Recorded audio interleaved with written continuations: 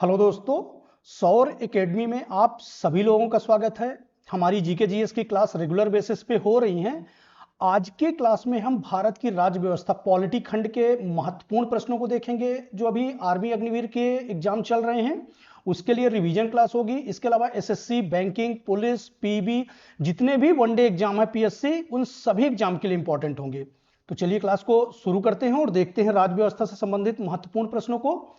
आज का जो पहला प्रश्न है, संविधान सभा की प्रथम बैठक कब हुई थी? संविधान सभा की पहली बैठक कब संपन्न हुई? तो संविधान सभा का जो गठन हुआ था जुलाई 1946 में हुआ था। कब हुआ था?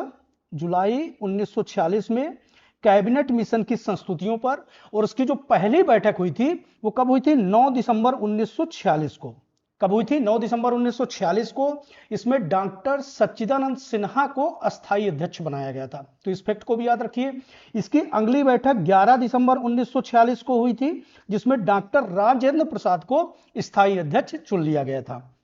इसके महत्वपूर्ण बिंदुओं को देख लेते हैं। संविधान सभा की जो पहली बैठक हुई थी 9 दिसंबर 1946 को संपन्न हुई थी। डॉक्टर सच्चिदानंद सिन्हा को अस्थायी अध्यक्ष बनाया गया था।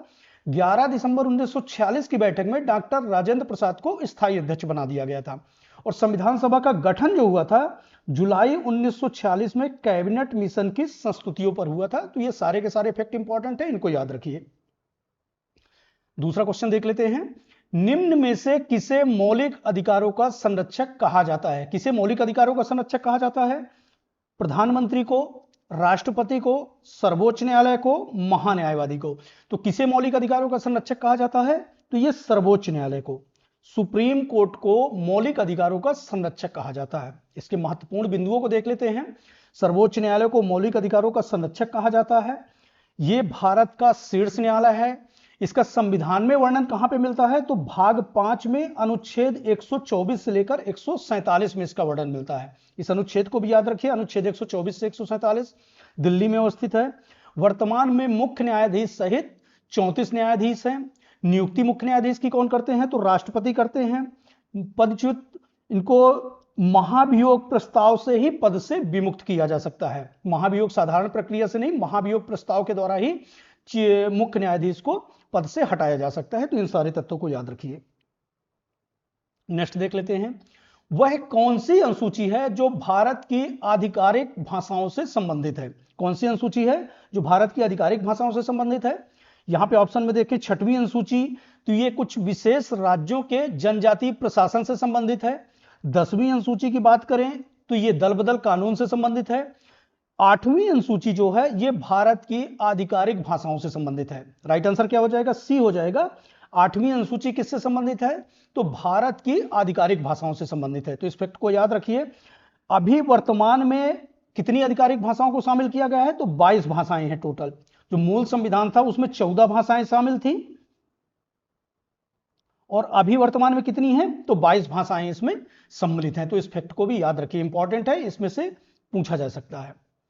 संसद के 2 सत्रों के बीच अधिकतम कितना अंतराल हो सकता है? संसद सत्र के 2 सत्रों के बीच अधिकतम कितना अंतराल हो सकता है? 6 महीने का, 3 महीने का, 4 महीने का, 1 महीने का। तो अधिकतम अंतराल कितना हो सकता है? ये 6 महीने का हो सकता है। कितना हो सकता है? 6 महीने का। राइट आंसर क्या हो जाएगा? ए हो जाएगा। नेक्स्ट प्रश्न देख लेते हैं।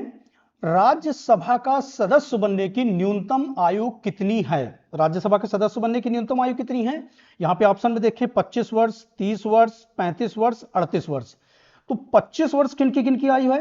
25 वर्ष जो आयु होती है, न्यूनतम आयु किसकी होनी चाहिए? प्रधानमंत्री बनने के लिए, मुख्यमंत्री बनने के लिए, लोकसभा सदस्य बनने के लिए और राज्य विधानसभा सदस्य बनने के लिए न्यूनतम आयु कितनी होनी चाहिए? 25 वर्ष होनी चाहिए। राज्यसभा सदस्य और राज्य विधान परिषद के सदस्य बनने की न्यूनतम आयु कितनी होनी चाहिए? 30 वर्ष होनी चाहिए। यहां पे राइट आंसर क्या हो जाएगा? 30 वर्ष हो जाएगा। राष्ट्रपति और राज्यपाल बनने की जो न्यूनतम आयु कितनी होनी चाहिए? 35 वर्ष होनी चाहिए। तो ये सारे के सारे तथ्य इंपॉर्टेंट है, इनको याद रखिए। यहां पे देख लीजिए, राष्ट्रपति और उपराष्ट्रपति, राज्यपाल बनने की न्यूनतम आयु 35 वर्ष होनी चाहिए। प्रधानमंत्री की 25 वर्ष, मुख्यमंत्री की 25 वर्ष, लोकसभा सदस्य और राज्य विधानसभा सदस्य, इनकी आयु कितनी होनी चाहिए? 25 वर्ष होनी चाहिए। राज्यसभा सदस्य और विधान परिषद सदस्य की आयु कितनी होनी चाहिए? तो ये 30 वर्ष होनी चाहिए। तो ये सारे के सारे इंपॉर्टेंट हैं। न्यूनतम आयु से प्रश्न पूछे जाते हैं तो बहुत ध्यान से देखिए। ये सारे के सारे जितने भी पदाधिकारी हैं उनकी लिस्ट दी हुई है, इनको नोट कर लीजिए। अगला प्रश्न देख लेते हैं। भारत के संविधान में समवर्ती सूची की प्रेरणा कहां के संविधान से ली गई है? यहां पे पूछा गया है समवर्ती सूची की प्रेरणा कहां से ली गई। समवर्ती सूची कहां से लिया गया है, किस संविधान से लिया गया है? ब्रिटेन के संविधान से, अमेरिका, ऑस्ट्रेलिया, कनाडा। तो किस देश के संविधान से लिया गया है? ये ऑस्ट्रेलिया के संविधान से। ऑस्ट्रेलिया के संविधान से हमने समवर्ती सूची प्रस्तावना की भाषा लिया है। ब्रिटेन के संविधान से हमने क्या लिया है? तो संसदीय शासन प्रणाली हमने कहां से लिया है? तो ब्रिटेन के संविधान से लिया है। अमेरिका के संविधान से हमने क्या लिया है? अमेरिका के संविधान से हमने मौलिक अधिकार, इसके अलावा उपराष्ट्रपति का पद, सुप्रीम कोर्ट का गठन इत्यादि हमने कहां से लिया है? तो अमेरिका के संविधान से लिया है। यहां पे कुछ महत्वपूर्ण देश और संविधान के स्रोत देख लेते हैं। ऑस्ट्रेलिया के संविधान से हमने क्या क्या लिया है? समवर्ती सूची प्रस्तावना की भाषा, दोनों सदनों की संयुक्त बैठक, ये हमने कहां से लिया है? ऑस्ट्रेलिया के संविधान से। कनाडा के संविधान से हमने शक्तियों का विभाजन, जो राज्य और केंद्र के बीच स्पष्ट शक्तियों का विभाजन है, हमने कनाडा के संविधान से लिया है। संघात्मक शासन व्यवस्था, अवशिष्ट शक्तियां, राज्यपाल की नियुक्ति हमने कहां से लिया है? कनाडा के संविधान से लिया है। अमेरिका के संविधान से हमने मौलिक अधिकार, न्यायिक पुनरावलोकन, सुप्रीम कोर्ट का गठन, उपराष्ट्रपति के पद इत्यादि हमने कहां से लिया? अमेरिका के संविधान से। ब्रिटेन के संविधान से हमने संसदीय शासन प्रणाली, एकल नागरिकता और कानून निर्माण प्रक्रिया हमने कहां से लिया है? ब्रिटेन के संविधान से। दक्षिण अमेरिका के संविधान से संविधान संशोधन प्रणाली और राज्यसभा के सदस्यों का निर्वाचन हमने दक्षिण अमेरिका के संविधान से लिया है। आयरलैंड से हमने लिया क्या है? राज्य के नीति निर्देशक तत्व। ये इंपॉर्टेंट है, राज्य के नीति निर्देशक तत्व पूछा जाता है, कई बार पूछा गया है। राष्ट्रपति का निर्वाचन पद्धति और राज्यसभा के सदस्यों का निर्वाचन हमने कहां से लिया है? तो आयरलैंड के। और सोवियत संघ से हमने क्या लिया है? तो मौलिक कर्तव्य लिए हैं। तो ये सारे के सारे इंपॉर्टेंट है, इनको देख लीजिए। नेक्स्ट क्वेश्चन है, भारतीय संविधान के किस भाग में मूल अधिकारों की चर्चा की गई है? भारतीय संविधान के किस भाग में, कौन सा भाग है जिसमें मूल अधिकारों का वर्णन मिलता है? भाग 1 में संघ राज्य क्षेत्र का वर्णन मिलता है। संघ राज्य क्षेत्र का वर्णन किसमें मिलता है? भाग 1 में। भाग 2 में नागरिकता का वर्णन किसमें मिलता है? भाग 2 में। भाग 3 में मिलता है मौलिक अधिकार। मौलिक अधिकार का वर्णन किसमें मिलता है? भाग 3 में। तो राइट आंसर क्या हो जाएगा? सी हो जाएगा, भाग 3। और भाग 4 में राज्य के नीति निर्देशक तत्वों का वर्णन मिलता है। तो ये फैक्ट भी याद रखिए। यहां पे जो महत्वपूर्ण अनुच्छेद हैं और उनके भाग हैं, ये दिया गया है। ये बार बार प्रश्न पूछा जाता है। भाग 1 में क्या मिलता है? संघ और राज्य क्षेत्र। अनुच्छेद कौन कौन से हैं? 1 से लेकर 4 तक। भाग 2 में नागरिकता का वर्णन मिलता है, अनुच्छेद 5 से 12। भाग 3 में क्या वर्णन मिलता है? मौलिक अधिकारों का, 12 से 35। भाग 4 में नीति निर्देशक तत्व, 36 से 51। भाग 5 में 51 का मूल कर्तव्यों का वर्णन मिलता है। भाग 9 में 243 का आचरण पंचायती राज से संबंधित व्यवस्थाओं का वर्णन मिलता है। भाग 15 में क्या है, किसका वर्णन मिलता है? तो निर्वाचन का वर्णन मिलता है, निर्वाचन आयोग का, 324 से 329 तक। 343 से 351 में राजभाषा का वर्णन मिलता है। भाग 17। भाग 18 में आपात उपबंध का वर्णन मिलता है, 352 से लेकर 360। और भाग 20 में किसका वर्णन मिलता है? तो संविधान संशोधन 368 में, अनुच्छेद 368 में संविधान संशोधन से संबंधित प्रावधान रखे गए हैं। तो ये सारे इंपॉर्टेंट है, इनको नोट कर लीजिए। नेक्स्ट देख लेते हैं, भारतीय संविधान में आपात उपबंध का प्रावधान किस देश के संविधान से लिया गया है? आपात उपबंध का प्रावधान पूछा गया है, यह किस देश के संविधान से लिया गया है? ऑप्शन में देखें, जर्मनी, ऑस्ट्रेलिया, कनाडा, अमेरिका। तो किस संविधान से? यह जर्मनी के वीमर संविधान से लिया गया है। कहां से लिया गया है? जर्मनी के संविधान से लिया गया है आपात उपबंध का प्रावधान। ये यहाँ पे महत्वपूर्ण देश और संविधान के स्रोत हैं, भारत के संविधान के जो विभिन्न स्रोत हैं उनसे दिए गए हैं, तो इनको नोट कर लीजिए। भारत के मुख्य न्यायाधीश की नियुक्ति किसके द्वारा की जाती है? जो चीफ जस्टिस ऑफ इंडिया है, इनकी नियुक्ति किसके द्वारा की जाती है? तो यहां पे देखें, राष्ट्रपति, प्रधानमंत्री, उपराष्ट्रपति, संसद। तो किसके द्वारा की जाती है? ये राष्ट्रपति के द्वारा की जाती है। भारत के मुख्य न्यायाधीश की नियुक्ति किसके द्वारा की जाती है? तो ये राष्ट्रपति के द्वारा की जाती है। इस तथ्य को भी याद रखिए। भारत में वित्तीय आपातकाल कितनी बार लगाया गया है? यहां पे पूछा गया है वित्तीय आपातकाल कितनी बार लगाया गया है। भारत के राष्ट्रपति को 3 प्रकार के आपातकाल लगाने के अधिकार हैं। उनका वर्णन कहां किसमें किसमें मिलते हैं? 352, 356 और 360। 352 में राष्ट्रीय आपातकाल, 356 में राष्ट्रपति शासन या राज्यपाल शासन और 360 में वित्तीय आपातकाल।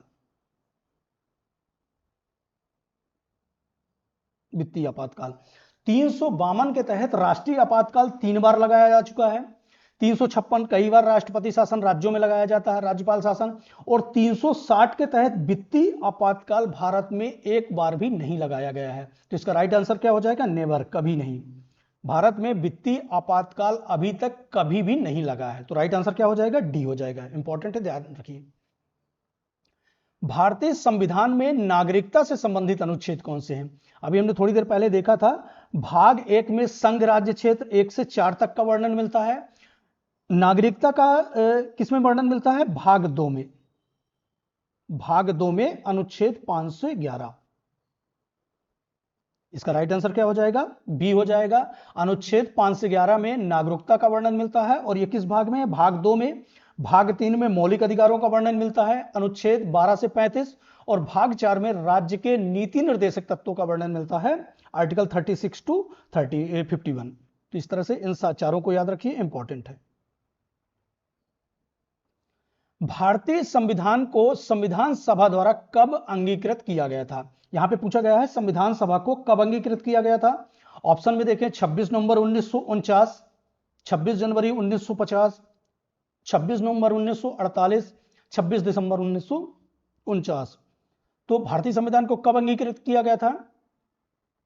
भारतीय संविधान का जो गठन हुआ था जुलाई 1946 में हुआ था। कब हुआ था? जुलाई 1946 में हुआ था। संविधान कैबिनेट मिशन की संस्तुति पर, और संविधान सभा को अंगीकृत किया गया था 26 नवंबर 1949। डेट याद रखिए, 26 नवंबर 1949 को संविधान सभा द्वारा इसे अंगीकृत किया गया था। और लागू कब किया गया था भारतीय संविधान को? तो 26 जनवरी 1950 से लागू किया गया था। तो इस तथ्य को भी याद रखिए, दोनों इंपॉर्टेंट है। 26 नवंबर 1949 को अंगीकृत किया गया था और 26 जनवरी 1950 को इसे लागू किया गया था। इसको बनने में, संविधान को बनने में कितना समय लगा? तो यह भी याद रखिए, 2 वर्ष 11 महीने और 18 दिन। इसको बनने में कितना समय लगा था? 2 वर्ष 11 महीने और 18 दिन का समय लगा था संविधान को बनने में। राज्यसभा का सभापति कौन होता है? राज्यसभा का चेयरमैन कौन होता है? यहां पे ऑप्शन में देखें, राज्यसभा का वरिष्ठतम सदस्य, उपराष्ट्रपति, प्रधानमंत्री, भारत का महान्यायवादी। तो कौन होते हैं ये राज्यसभा के जो सभापति होते हैं? वो कौन होते हैं? उपराष्ट्रपति। राज्यसभा के सभापति कौन होते हैं? उपराष्ट्रपति। इनका वर्णन अनुच्छेद 63 में मिलता है। किसमें मिलता है? अनुच्छेद 63 में उपराष्ट्रपति का वर्णन मिलता है। राज्यसभा के सभापति उपराष्ट्रपति होते हैं। पहले राज्यसभा के सभापति कौन थे? तो डॉक्टर राधाकृष्णन थे। और अभी वर्तमान में कौन है? तो जगदीप धनखड़ हैं। तो इन दोनों तथ्यों को याद रखिए, क्योंकि वर्तमान से करंट से भी प्रश्न पूछे जाते हैं। नीति आयोग के प्रथम उपाध्यक्ष कौन थे? तो सबसे पहले नीति आयोग को समझ लेते हैं। इसका ये इफेक्ट में कब आया? 1 जनवरी 2015 से आया। एक थिंक टैंक के रूप में काम करता है और इसने योजना आयोग को रिप्लेस किया था। यहां पे पूछा गया क्वेश्चन है, नीति आयोग के प्रथम उपाध्यक्ष कौन थे? राजीव कुमार, अरविंद पनगड़िया, दीपक मोहंती, विवेक देवराय। तो कौन है इसमें से? अरविंद पनगड़िया। अरविंद पनगड़िया जो हैं नीति आयोग के प्रथम उपाध्यक्ष थे। और अध्यक्ष कौन होते हैं? तो भारत के प्रधानमंत्री इसके अध्यक्ष होते हैं। नीति आयोग के महत्वपूर्ण प्रश्नों को, तथ्यों को देख लेते हैं। गठन इनका 1 जनवरी 2015 में हुआ था। नीति आयोग भारत सरकार के थिंक टैंक के रूप में कार्य करता है, जो दिशात्मक और नीतिगत दोनों रूप से कार्य करता है। प्रथम उपाध्यक्ष कौन है? तो अरविंद पनगड़िया हैं। और वर्तमान उपाध्यक्ष कौन है? तो डॉक्टर सुमन बेरी है। इंपॉर्टेंट है, इसको भी याद रखिए। डॉक्टर सुमन बेरी अभी वर्तमान में नीति आयोग के उपाध्यक्ष हैं। इसके फुल फॉर्म की बात करें तो इसका फुल फॉर्म क्या है? राष्ट्रीय भारत परिवर्तन संस्थान। National institution for transforming India. तो इस तथ्य को भी याद रखिए, इंपॉर्टेंट है, इनमें से कोई भी पूछा जा सकता है। मूल संविधान के किस मौलिक अधिकार को 44वें संविधान संशोधन द्वारा हटा दिया गया था? मूल संविधान में किस मौलिक अधिकार को 44वें संविधान संशोधन द्वारा उसे हटा दिया गया था? तो मूल संविधान जो है उसमें 7 प्रकार के मौलिक अधिकार थे, और अभी वर्तमान में कितने हैं? 6 प्रकार के मौलिक अधिकार है। एक मौलिक अधिकार को इसमें से हटा दिया गया है, वो 44वें संविधान संशोधन द्वारा। तो कौन सा मौलिक अधिकार है? यहाँ पे ऑप्शन में देखिए, समानता का अधिकार, संपत्ति का अधिकार, स्वतंत्रता का अधिकार, सांस्कृतिक और शिक्षा संबंधी अधिकार। तो इसमें कौन सा है? संपत्ति का अधिकार। प्रॉपर्टी राइट्स को 44वें संविधान संशोधन द्वारा मूल अधिकारों की श्रेणी से हटाकर इसे न्यायिक अधिकार की श्रेणी में रखा गया है। तो इस तथ्य को भी याद रखिए। यहां पे देख लेते हैं इसके महत्वपूर्ण बिंदुओं को। संविधान के अधिकार को 44वें संविधान संशोधन द्वारा 1978 कभी से हटाया गया है? 1978 को मौलिक अधिकार को श्रेणी से हटा दिया गया है। अब संपत्ति का अधिकार का वर्णन कहां पे मिलता है? तो भाग 12 के अध्याय 4 के अनुच्छेद 300 का के अंतर्गत एक संवैधानिक अधिकार है, एक न्यायिक अधिकार है। तो इस तत्व को भी याद रखें। अभी ये मौलिक अधिकार नहीं रह गया है संपत्ति का अधिकार, ये अभी संवैधानिक अधिकार बन गया है। और ये इसका वर्णन कहां पे मिलता है? तो अनुच्छेद 300 का में इसका वर्णन मिलता है। तो इसको भी याद रखिए।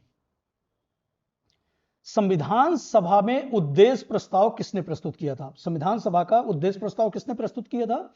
यहां पे ऑप्शन में देखें, सच्चिदानंद सिन्हा, राजेंद्र प्रसाद, जवाहरलाल नेहरू, मोतीलाल नेहरू। तो किसने प्रस्तुत किया था? यह जवाहरलाल नेहरू ने प्रस्तुत किया था। किसने प्रस्तुत किया था? जवाहरलाल नेहरू ने। संविधान सभा का उद्देश्य प्रस्ताव जवाहरलाल नेहरू द्वारा प्रस्तुत किया गया था। भारतीय संविधान के किस अनुच्छेद में नियंत्रक एवं महालेखा परीक्षक, कंप्ट्रोलर एंड एडिटर जनरल का प्रावधान मिलता है? कौन सा संविधान है? अनुच्छेद 68, 76, 138, 148। अनुच्छेद 148 से लेकर 151 तक नियंत्रक एवं महालेखा परीक्षक के संबंधित प्रावधान मिलते हैं। कौन से अनुच्छेद हैं? अनुच्छेद 138 से लेकर 151। तो राइट आंसर क्या हो जाएगा? डी हो जाएगा। राइट आंसर क्या हो जाएगा? यहां पे डी हो जाएगा। नेक्स्ट देख लेते हैं, सर्वोच्च न्यायालय में केंद्र सरकार का प्रमुख वकील कौन होता है? सुप्रीम कोर्ट में केंद्र सरकार द्वारा प्रमुख वकील कौन होता है? यहां पे देखें, अटॉर्नी जनरल ऑफ इंडिया महान्यायवादी, एडवोकेट जनरल महाधिवक्ता, सचिव कानून मंत्रालय और वरिष्ठ वकील। इनमें से कौन होता है? तो ये अटॉर्नी जनरल ऑफ इंडिया, जो भारत के महान्यायवादी होते हैं, ये सर्वोच्च न्यायालय में केंद्र सरकार के प्रमुख वकील होते हैं और भारत के प्रमुख विधि अधिकारी भी होते हैं। या सर्वोच्च विधि अधिकारी कौन होते हैं? तो यही महान्यायवादी होते हैं। इनका वर्णन किस में मिलता है? तो अनुच्छेद 76 में वर्णन मिलता है। यहां पे इसके महत्वपूर्ण बिंदुओं को देख लेते हैं। भारत के अटॉर्नी जनरल की संविधान की धारा 76(1) के तहत भारत के राष्ट्रपति द्वारा इसे नियुक्त किया जाता है। तो यह भी प्रश्न पूछा जा सकता है, नियुक्ति किसके द्वारा होती है? तो भारत के राष्ट्रपति द्वारा। भारत का जो महान्यायवादी होता है, यह भारत सरकार का मुख्य कानूनी सलाहकार और सर्वोच्च न्यायालय का सरकार के द्वारा प्रमुख वकील होता है। तो इसको भी याद रखिए। वर्तमान महान्यायवादी कौन है? तो आर वेंकटमणि है। वर्तमान में कौन है? आर वेंकटमणि है। तो इनको भी याद रखिए, करंट अफेयर से जुड़ा हुआ क्वेश्चन है, पूछा जा सकता है। नेक्स्ट क्वेश्चन देख लेते हैं, भारतीय संविधान का भाग 3 किससे संबंधित है? भारतीय संविधान का भाग 3 किससे संबंधित है? यहां पे ऑप्शन में देखें, मूल कर्तव्य, मूल अधिकार, राज्य के नीति निर्देशक तत्व, उपरोक्त में से कोई नहीं। तो भारतीय संविधान का जो भाग 3 है वो मौलिक अधिकार से संबंधित है। किससे संबंधित है? मौलिक अधिकार से। 12 से 35 तक इसका वर्णन मिलता है। भारतीय संविधान में अभी वर्तमान में कितने मौलिक अधिकार रखे गए हैं? तो 6 मौलिक अधिकार हैं, उनको देख लेते हैं। समानता का अधिकार, इसका वर्णन अनुच्छेद 14 से 18 में मिलता है। स्वतंत्रता का अधिकार अनुच्छेद 19 से 22 में वर्णन मिलता है। शोषण के विरुद्ध अधिकार अनुच्छेद 23 से 24 में मिलता है। धार्मिक स्वतंत्रता का अधिकार अनुच्छेद 25 से 28 तक वर्णन मिलता है। सांस्कृतिक शिक्षा संबंधी अधिकार अनुच्छेद 29-30 में मिलता है। और संवैधानिक शिक्षा उपचारों का अधिकार अनुच्छेद 32 में मिलता है। संवैधानिक उपचारों के अधिकार को भारतीय संविधान की आत्मा भी कहा गया है, इसको भी याद रखिए। यदि पूछा जाए कि भारतीय संविधान की आत्मा किस संविधान को कहा, किस मौलिक अधिकार को कहा जाता है? तो संवैधानिक उपचारों के अधिकार को कहा जाता है। और इसका वर्णन किस में मिलता है? तो अनुच्छेद 32 में वर्णन मिलता है। तो इस तरह से ये सारे के सारे मौलिक अधिकार हैं, इनको देख लीजिए। दल बदल निरोधन कानून किस संविधान संशोधन विधेयक से संबंधित है? जो दल बदल निरोधक कानून लाया गया था वो कौन से संविधान संशोधन विधेयक से संबंधित है? 54वां, 53वां, 51वां, 52वां। तो ये 52वां संविधान संशोधन विधेयक है। कौन सा? 52वां संविधान संशोधन विधेयक है। और एक 51वां संविधान संशोधन अधिनियम 2003 के द्वारा इसे लाया गया था। किसके द्वारा? संविधान संशोधन 51वें संविधान संशोधन विधेयक 2003 के द्वारा। और ये कौन सा विधेयक है? तो ये संविधान संशोधन विधेयक 52वां है। तो इसका राइट आंसर क्या हो जाएगा? 52वां हो जाएगा। नेक्स्ट क्वेश्चन देख लेते हैं। निम्न में से कौन सा संशोधन अधिनियम मिनी संविधान के नाम से जाना जाता है? कौन सा संशोधन अधिनियम मिनी संविधान के नाम से जाना जाता है? मिनी कॉन्स्टिट्यूशन के नाम से जाना जाता है। 7वां संशोधन अधिनियम 1956, 44वां संविधान संशोधन अधिनियम 1978, 24वां संविधान संशोधन अधिनियम 1971 और 42वां संविधान संशोधन अधिनियम 1976। तो कौन सा संविधान संशोधन है? 42वां संविधान संशोधन 1976 को मिनी कॉन्स्टिट्यूशन के नाम से जाना जाता है। ये तत्कालीन प्रधानमंत्री इंदिरा गांधी के समय आया था। इसमें 3 नए शब्दों को भारतीय संविधान की प्रस्तावना में शामिल किया गया है। इसके अलावा 4 का और 51 का को इसमें शामिल किया गया है। तो इन तत्वों को भी याद रखिए। मिनी कॉन्स्टिट्यूशन कौन सा है? 42वां संविधान संशोधन 1976। संविधान के किस अनुच्छेद में वित्त आयोग के गठन का प्रावधान है? वित्त आयोग के गठन का प्रावधान किसमें है? फाइनेंस कमीशन का गठन का प्रावधान किसमें है? अनुच्छेद 280, 270, 265, 301। तो अनुच्छेद 280 में, अनुच्छेद 280 में वित्त आयोग के गठन का प्रावधान है। इसकी नियुक्ति कौन करता है? तो राष्ट्रपति द्वारा वित्त आयोग के गठन किया जाता है। 15वें वित्त आयोग का जो अध्यक्ष थे वो कौन थे? Doctor NK Singh. ये प्रश्न भी याद रखिए। 15वें वित्त आयोग के गठन के अध्यक्ष कौन थे? 15वें वित्त आयोग के तो एनके सिंह। और 16वें वित्त आयोग के अध्यक्ष कौन है? तो अरविंद पनगढ़िया है। 16वें वित्त आयोग के अध्यक्ष कौन है? अरविंद पनगढ़िया। ये 1 अप्रैल 2026 से प्रभाव में आएंगे। भारत का प्रथम नागरिक किसे कहा जाता है? भारत का प्रथम नागरिक किसे कहा जाता है? भारत के राष्ट्रपति, प्रेसिडेंट ऑफ इंडिया, प्रधानमंत्री, महात्मा गांधी, डॉक्टर भीमराव अंबेडकर। तो किसे कहा जाता है? ये भारत के राष्ट्रपति को कहा जाता है। भारत के राष्ट्रपति को भारत का प्रथम नागरिक कहा जाता है। भारत के केंद्र की जितनी भी कार्यपालिक शक्तियां होती हैं भारत के राष्ट्रपति के अंतर्गत होती हैं। और ये संसद के अभिन्न अंग होते हैं। संसद किससे किससे मिलकर बनी होती है? तो भारत के राष्ट्रपति, लोकसभा और राज्यसभा तीनों से मिलकर संसद बनती है। तो इस तरह से इंपॉर्टेंट है, इसको याद रखिए। इनका जो वर्णन मिलता है अनुच्छेद 52 में इसका वर्णन मिलता है भारत के राष्ट्रपति का। और एक अनुच्छेद और याद रखिए, इनको महाभियोग किस अनुच्छेद के द्वारा? तो अनुच्छेद 61 के द्वारा महाभियोग द्वारा ही हटाया जा सकता है, सामान्य परिस्थिति द्वारा नहीं हटाया जा सकता है। वो प्रावधान किसमें मिलता है? अनुच्छेद 161 में, राष्ट्रपति के महाभियोग संबंधी प्रावधान। और नियुक्ति संबंधी प्रावधान किसमें है? 52 में। भारत में त्रिस्तरीय पंचायती राज व्यवस्था की सिफारिश किस समिति ने की थी? जो त्रिस्तरीय पंचायती राज व्यवस्था है अभी जो वर्तमान में है, ग्राम पंचायत, क्षेत्र पंचायत और जिला पंचायत, ये त्रिस्तरीय पंचायती राज व्यवस्था है। ये किसकी सिफारिश पर की गई थी? एल.एम. सिंघवी समिति, जी.वी.के. राव समिति, अशोक मेहता समिति, बलवंत राय मेहता समिति। तो ये किसकी समिति? बलवंत राय मेहता समिति की सिफारिश पर किया गया था त्रिस्तरीय पंचायती राज व्यवस्था। इसको किसमें शामिल किया गया है? तो ये 73वें संविधान संशोधन और 74वें संविधान संशोधन। 73वें संविधान संशोधन में पंचायती राज, अनुसूची 11 में, और 74वें संविधान संशोधन में नगर पालिका, नगरीय निकाय,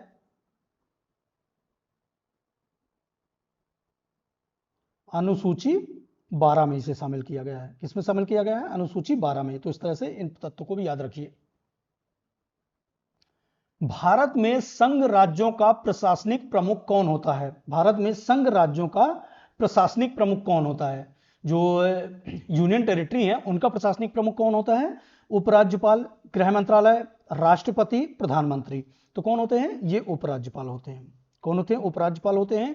और इनकी नियुक्ति कौन करता है? तो ये राष्ट्रपति द्वारा नियुक्ति होती है। तो इस तथ्य को भी याद रखिए।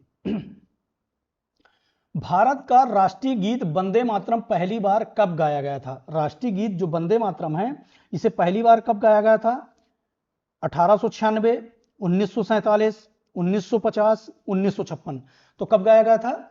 ये 1896 को गाया गया था। कब गाया गया था? 1896 को कलकत्ता अधिवेशन के दौरान। इनके महत्वपूर्ण बिंदुओं को देख लेते हैं।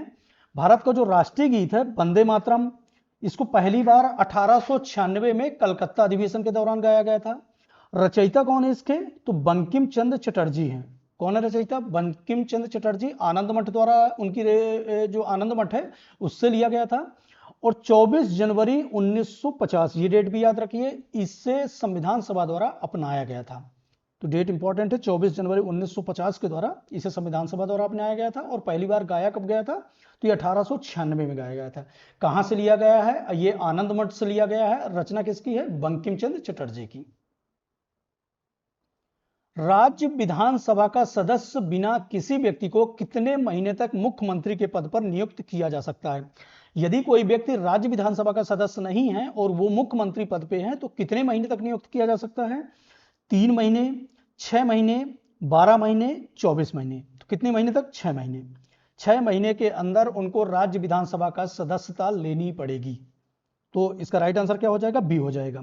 6 महीने तक वो राज्य विधानसभा के सदस्य बिना मुख्यमंत्री के पद पर रह सकते हैं।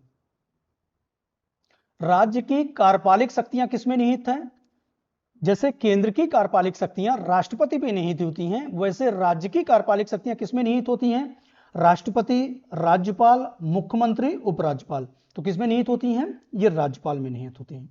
राज्य की कार्यपालिक शक्तियां जो होती हैं उनका कार्यपालिक प्रमुख कौन होता है? तो ये राज्यपाल होते हैं, गवर्नर होते हैं। संविधान की 11वीं अनुसूची निम्न में से किससे संबंधित है? अभी इसकी थोड़ी देर पहले चर्चा कर दिए थे। दल बदल, पंचायती राज, नगर पालिका, भाषाओं का उल्लेख। तो किससे संबंधित है? जो 11वीं अनुसूची है ये पंचायती राज से संबंधित है। किससे संबंधित है? 73वां संविधान संशोधन अधिनियम पंचायती राज से संबंधित है। 11वीं अनुसूची में इसका वर्णन मिलता है। दल बदल किससे संबंधित है? तो ये 10वीं अनुसूची से संबंधित है। पंचायती राज 11वीं अनुसूची से, नगर पालिका 12वीं अनुसूची से, और भाषाओं का उल्लेख किसमें मिलता है? तो ये 8वीं अनुसूची में। ये सारी की सारी अनुसूची इंपॉर्टेंट है, इनको याद रखिए। 8वीं अनुसूची में 22 भाषाओं का वर्णन मिलता है। इस तथ्य को भी याद रखिए। आज का ये लास्ट क्वेश्चन है। राष्ट्रपति संविधान के किस अनुच्छेद के तहत अध्यादेश जारी कर सकता है? राष्ट्रपति संविधान के किस अनुच्छेद के तहत अध्यादेश जारी कर सकते हैं? कौन सा अनुच्छेद है? अनुच्छेद 213, अनुच्छेद 123, अनुच्छेद 52 और अनुच्छेद 61। तो कौन सा अनुच्छेद है? अनुच्छेद 123। अनुच्छेद 123 को राष्ट्रपति संविधान के अनुच्छेद 123 के तहत अध्यादेश जारी करने की शक्ति राष्ट्रपति के पास होती है। तो राइट आंसर क्या हो जाएगा? बी हो जाएगा। अध्यादेश किसी ऐसी विषय पर, अविलंबनीय विषय पर जिसका अनिवार्य रूप से आना जरूरी है, उस पर अध्यादेश जारी करके 6 महीने के लिए कानून के रूप में उसको बदला जा सकता है। तो ये किस अनुच्छेद में है? अनुच्छेद 123 में। यहां पे एक ऑप्शन है अनुच्छेद 213, ये राज्यपाल को अध्यादेश जारी करने की शक्ति देता है। तो राज्यपाल को अध्यादेश जारी करने की शक्ति कौन सा देता है? अनुच्छेद 213। राष्ट्रपति को अनुच्छेद 123 के तहत अध्यादेश जारी कर सकते हैं। तो यहां पे राइट आंसर क्या हो जाएगा? बी हो जाएगा। राज्यपाल का पूछे तो ए हो जाएगा।